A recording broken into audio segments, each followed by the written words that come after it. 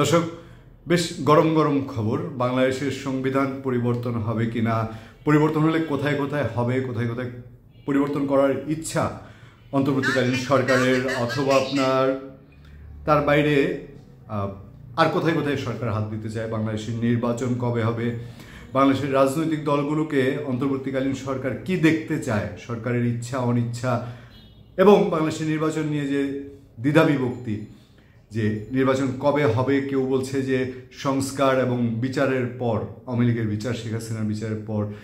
BNP বলছে এই এক্ষুনি নির্বাচন, না হলে জুন জুলাই আগস্টের মধ্যে নির্বাচন। এই সব কিছুই অন্তর্বর্তীকালীন সরকার যে সংস্কার কমিশনগুলো করেছিল, সেই কমিশনগুলোর রিপোর্টের উপর ভিত্তি করেই সেখানে অন্তত একটা ফোরকাস্টিং পাওয়া যাবে, সেরকম একটা ধারণা সবার ছিল। সেই ফোরকাস্টিং আসা শুরু করেছে, কমিশনের রিপোর্টগুলো জমা পড়ছে, এবং সেখান থেকেই বাংলাদেশের নাম পরিবর্তন হবে কি না, হলে কোথায় কোথায় হবে, এটা একটা ধারণা দেওয়া হয়েছে। দেশের নাম এমনিতে আমূল পরিবর্তন হচ্ছে না, এটা ক্লিয়ার করে তারপরে বলি কেন প্রসঙ্গটা এসছে। ফাঁকে একটা কথা বলে নেই, মাঝে দেখবেন সোশ্যাল মিডিয়া একটা বিতর্ক তৈরি হয়েছিল। কেউ কেউ বলছে যে একটা অংশ বাংলাদেশ নামটাই পাল্টে ফেলতে চায়, এবং সংশ্লিষ্ট কোনো কোনো জায়গার বা হঠাৎ করে কোনো কোনো মানুষের মুখ দিয়েও ওই কথাটা শোনা যাচ্ছিল যে বাংলাদেশের নামটা তারা পরিবর্তন করতে চায়। সেই রকম না হলেও খবরটিতে বলা হচ্ছে যে বাংলাদেশের সাংবিধানিক নাম পরিবর্তনের সুপারিশ। জানি না এটা প্রথম স্টেপ কিনা, তারপরে দেখা যাক কি বলা হচ্ছে। যে গণপ্রজাতন্ত্রী বাংলাদেশ বলা হয়, যে গণপ্রজাতন্ত্রী বাংলাদেশ সরকার, সংবিধানে সেটাই আছে। গণপ্রজাতন্ত্রী বাংলাদেশ সরকার পরিবর্তন করে জনগণতন্ত্রী বাংলাদেশ, মানে গণপ্রজাতন্ত্রীটাকে বাদ দিয়ে জনগণতন্ত্রী বাংলাদেশ করার সুপারিশ করেছে সংবিধান সংস্কার কমিশন। আর ওই প্রজাতন্ত্রীর জায়গাটায় প্রজাতন্ত্রের পরিবর্তে নাগরিকতন্ত্র করার প্রস্তাব করেছে কমিশন। এটা যে কমিশন করা হয়েছিল সেটার রিপোর্টের উপর ভিত্তি করেই সেটা রিপোর্টে এই ধরনের প্রস্তাব করা হয়েছে। বর্তমানে বাংলাদেশের সংবিধানের নাম হিসেবে উল্লেখ আছে, আমরা খবরটিতে একটু আপনাদের মনোযোগ দিতে চাই।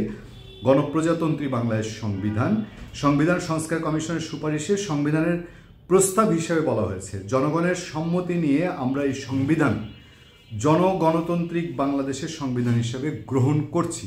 প্রস্তাবে বলা হয়েছে, দেশে বিদ্যমান সংবিধানে আছে বাংলাদেশের একটি একক স্বাধীন ও সার্বভৌম প্রজাতন্ত্র, যা গণপ্রজাতন্ত্রী বাংলাদেশ নামে পরিচিত হবে। তারপর বলা হচ্ছে যে কমিশন সুপারিশ করেছে, এই জায়গাটা খুব গুরুত্বপূর্ণ, সংবিধানে প্রযোজ্য সব ক্ষেত্রে প্রজাতন্ত্র এবং গণপ্রজাতন্ত্রী বাংলাদেশ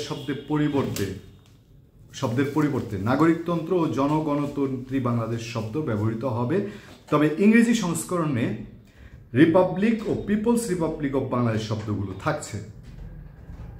ইংরেজিতে খুব একটা চেঞ্জ আসছে না। এখন আসেন আরেকটু মূল জায়গায়। এই মূল জায়গাটা বাংলাদেশের অনেক দীর্ঘদিনের একটা বিতর্কে নতুন করে ঘি ঢালবে আগুনে, নাকি সমাধান হবে জানি না, সময় বলে দিবে। এছাড়া নাগরিকত্ব হিসেবে বাঙালি বাদ দিয়ে বাংলাদেশি করার সুপারিশ করেছে সংবিধান সংস্কার কমিশন। বাংলাদেশের জনগণ জাতি হিসাবে বাঙালি, এই বিধান বিলুপ্ত করার সুপারিশ করেছে। তারা বর্তমান অনুচ্ছেদ 6(2) বাংলাদেশ নাগরিকগণ বাংলাদেশি বলে পরিচিত হবে হিসাবে প্রতিস্থাপন করার সুপারিশ করেছে। ওভারঅল বিষয়গুলো নিয়ে অনেক কথা হবে, আমরা নিশ্চিত থাকতে পারি যে অনেক কিছুই আলোচনা হবে। তবে আপনার বাঙালি এবং বাংলাদেশি এই বিতর্ক অনেক পুরনো, পক্ষে বিপক্ষে অনেক কথা আছে, পক্ষে আছে বিপক্ষে আছে। এবং আপনারা জানেন যে আওয়ামী লীগ তারা বা বঙ্গবন্ধু শেখ মুজিবুর রহমান বাঙালি জাতীয়তা, সেই জাতীয়তাটাকে দীর্ঘদিন তারা লালন করেছে, সেভাবেই এখনও রাজনীতি প্র্যাকটিস করে। অন্যদিকে আমরা যদি বলি বাংলাদেশের আরেক রাজনৈতিক শক্তি আওয়ামী লীগের যদি পরিপক্ষ বলি, এবং বাংলাদেশের জাতিকেও দুই ভাগে বিভক্ত রেখেছে, বাঙালি এবং বাংলাদেশি জাতীয়তাবাদ। বিএনপির দিক থেকে বাংলাদেশি জাতীয়তাবাদ সহ বিএনপি মনা দলরা তারা সেই জায়গায় নিজেদেরকে প্রতিষ্ঠিত করতে চায়। এবং অনেকেই বলেন বিএনপির মানুষজন যে প্রয়াত রাষ্ট্রপতি জিয়াউর রহমান এই পয়েন্টটাতে জোর দিয়েছিলেন বলে, যে বাঙালি জাতীয়তাবাদের জায়গায় যে বাংলাদেশ ভূখণ্ডে যারা বাস করেন তাদের পরিচিতি বাংলাদেশি জাতীয়তাবাদী হবে।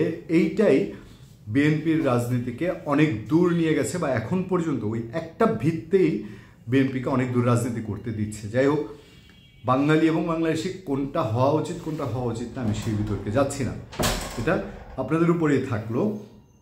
পরবর্তী যেই রিপোর্টটি, এই রিপোর্টটি আরও ইন্টারেস্টিং, যেখানে খুব বলা হচ্ছে যে বাংলাদেশে এখন যে পরিপ্রেক্ষিতে আপনারা জানেন যে তরুণদের অনেক ক্ষেত্রেই জয় জয়কার, এবং তরুণদের জয় জয়কার বলতে এটা বলি যে 5ই আগস্ট পর্যন্ত যে জয় জয়কার ছিল এখন সেরকম না হলেও তারা অনেক জায়গায় স্টিয়ারিং পয়েন্টে গাড়ি চালাচ্ছেন, বা গাড়ি কোন দিক দিয়ে চলবে, আপনার গাড়ি, ওনার গাড়ি, তার গাড়ি, XYZ, সেগুলো তারা অনেকটা নির্ধারণ করতে চান। সেই তরুণদের কথা বলা হচ্ছে সংসদে তরুণদের প্রতিনিধিত্ব বাড়াতে সুযোগের সুপারিশ। ব্যাপারটা এটুক শুনলেও আপনার মনে হবে যে যেই তরুণদের ভিতের উপরে অন্তর্বর্তীকালীন সরকার এসেছে, তাহলে তাদেরকে একটা মূল্যায়নের চেষ্টা করা হচ্ছে কিনা, বা তাদেরকে মূল্যায়িত করতে চাই কিনা, অথবা আগামী সংসদে তাদের ঢোকার পথটা একটু সহজ করে দিয়ে একটু কি নিজেরা সেই জায়গা পর্যন্ত ইন্টারফেয়ার রাখতে চায় কিনা। জাতীয় নির্বাচনের প্রতিদ্বন্দ্বিতার ন্যূনতম বয়স 25 বছর থেকে কমিয়ে 21 বছর করার সুপারিশ করেছে সংবিধান সংস্কার কমিশন।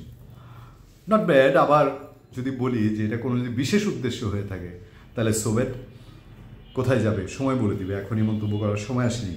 এই সুপারিশ বাস্তবায়িত হলে ছাত্র থাকা অবস্থায় নির্বাচনের প্রার্থী হয়ে জাতীয় সংসদে জনগণের প্রতিনিধিত্ব করার সুযোগ তৈরি হবে তরুণ তরুণীদের। স্টুডেন্টরা পার্লামেন্টে যাবে।